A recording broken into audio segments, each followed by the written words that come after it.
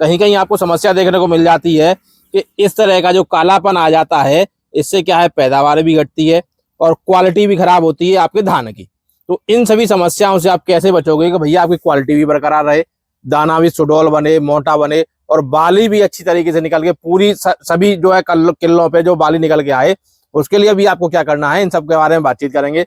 मेरे साथ में अनुभवी किसान होंगे, उनसे उनके अनुभव के आधार पर जानेंगे कि इस तरह इस समय पर आप क्या उपाय कर सकते हैं जिससे आपके धान में बाली भरपूर निकलेगी, अच्छा दाना आएगा, मोटा दाना आएगा और पैदावार भी भरपूर आएगी। राम राम साहब। राम राम सर राम। दाने थोते आ रहे हैं, काले आ रहे हैं या हल्का आ गया, वजन कम आ गया, तो ये समस्याएं किन कारणों से होती हैं और अगर अभी हम इस पर ध्यान दें तो किस तरह से इन समस्याओं से बचा जा सकता है। देखो किसान भाइयों को नमस्कार। किसान भाई जो है चूक बोलते हैं कि चूक करते हैं, गलती कर जाते हैं, गलती कर जाते हैं, मौका चूक जाते हैं, तो ये मौका ही तो चूक गए। अच्छा, ये मौका चूक गए। अब मतलब अगर इस तरह की बाली निकल आई है तो एक तरह से मौका चूक गए। इसको बाली निकलने से पहले ही करना है ट्रीटमेंट, जाकर जो भी करना है। अच्छा, बाली निकल आएगी कि 20% निकल आएगी कि 40% निकल आएगी कि 60% निकल आएगी। जब वो कर रहे हो जब तक तो माने 20% तो नुकसान कर चुको। किसान भाइयों, आपको उपचार करना है या जो उपाय करने हैं, जैसे ही आपकी गो अवस्था में धान आ जाए उसी समय करना है साहब। उसी समय करना है, गो अवस्था में ही करना है। आप इस इंतजार में रहोगे भैया 10% बाली निकलेगी तब ये ट्रीटमेंट करूंगा या 15% बाली निकलेगी, तो जितनी बाली निकल आएगी उतना आपका नुकसान तय है। नुकसान तय, चाहे 10% निकल आई हो, चाहे 15% निकल आई हो, चाहे 20% निकल आए। अच्छा, अब इसकी खेती की बात करूं तो करीब करीब कितने परसेंट आप बाली मान के चल रहे हो? जहाँ टाइम अभी 10% ही बाली निकली है। 10% ही निकली है। 10%। अब इस खेत की बात करूं या इस फसल की बात करूं, अब इस फसल में इस 10% को छोड़ के बाकी 90% में हमें अच्छी पैदावार लेनी है तो हमें क्या करना चाहिए? जहाँ में वही है कि फिर चूक करेंगे किसान।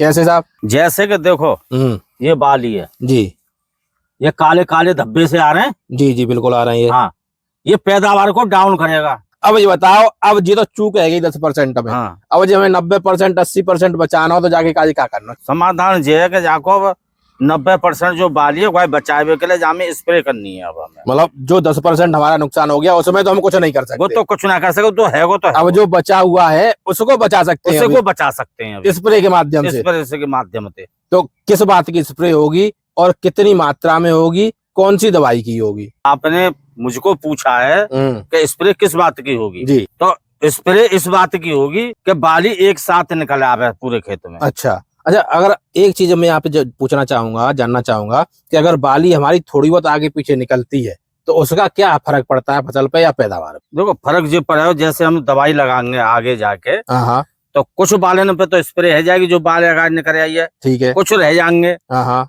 जा वजह से फिर मतलब दोबारा स्प्रे थोड़ा करेंगे हम। मतलब या तो फिर दोबारा स्प्रे करें तो खर्चा बढ़ावे, फिर खर्चा बढ़ेगा, या न करें तो वो दूसरी बाली छूट जाएगी। दूसरी बाली छूट जाएगी। अच्छा, और दूसरी और क्या समस्या हो सकती है? दूसरी समस्या यही है जाएगी जहाँ में कि आगे पीछे पके फिर। हाँ, तो उससे आगे पीछे पकने से क्या फर्क पड़ता है? वह तो पैदावार में आवे डिफरेंस। मतलब जो पहले पक जाएगी उसकी हाँ। पैदावार अलग रहेगी, जो बाद में पकेगी उसकी पैदावार अलग आएगी। हाँ, वह की बाद में छोटो दानो होगा, पहले पके को बड़ो दानो होगा। अच्छा, जो फर्क पड़ेगा। अच्छा, तो कुछ रेट में भी कुछ अंतर पड़ जाता है इस तरह के? कुछ रेट में भी फर्क पड़ेगा। फिर वो कैसे पड़ जाता है? वो ऐसी पच जाएगा कि कुछ दाने जो बाद में लेट निकलेंगे वहां में हरो दानो हो और कमी होगा, वो छोटो होगा तो वहाँ पैदावार कम होगी वहां में।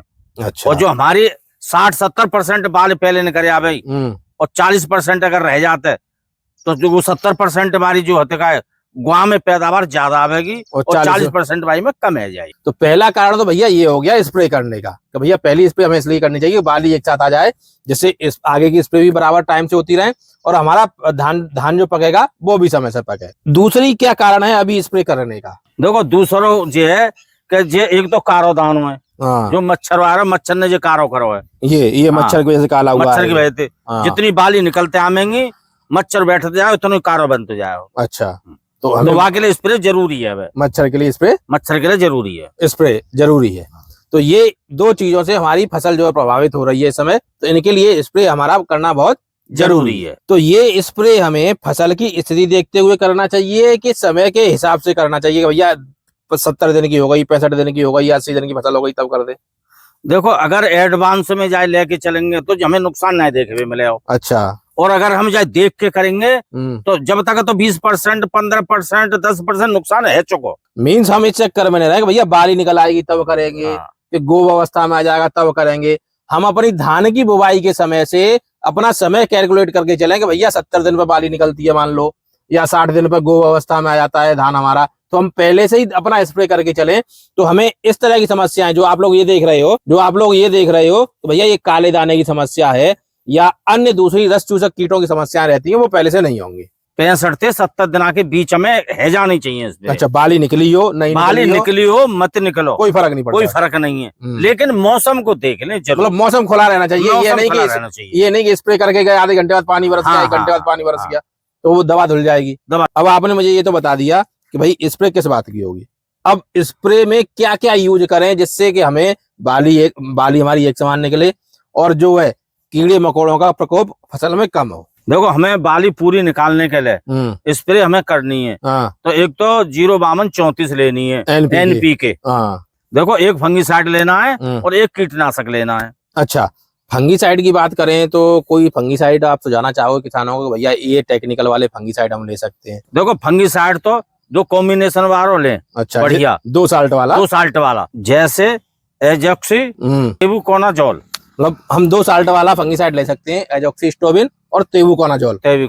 ये दोनों साल्ट हमारे फंगीसाइड में काम आ जाएंगे। दोनों आ जाएंगे। कीटनाशक में हमें थाइमेक्सिम लेनी है। अच्छा, तो ये कीटनाशक में हमारा पूरा काम करेगी, जो भी मच्छर मक्खी या रस चूसक कीड़े हैं उनसे बचाव करेगी। जैसे कि मतलब जाके स्प्रे करके सब चीजन की जाके बाद हम मतलब 10 दिन 15 दिन के लिए हम निश्चित हो जाएंगे। अच्छा, जैसे कि देखो पूरी बाली निकल आएगी, इसमें स्प्रे हो जाएंगी तो पूरी बाली निकल आएगी 10-15 दिन में आराम से। अच्छा, इसके बाद फिर दूसरी स्प्रे होंगी, वो 10 दिन बाद।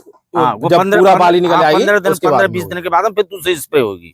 तो साथियों 10-15 दिन बाद जब इसकी पूरी बाली निकल आएगी, उसके बाद जिस तरह की समस्याएं होती हैं, जिस तरह की जरूरतें होती हैं, उनको लेके एक विस्तृत वीडियो फिर से बनाएंगे और आपको सुझाव देंगे फिर से कि भैया आपको आगे क्या करना है।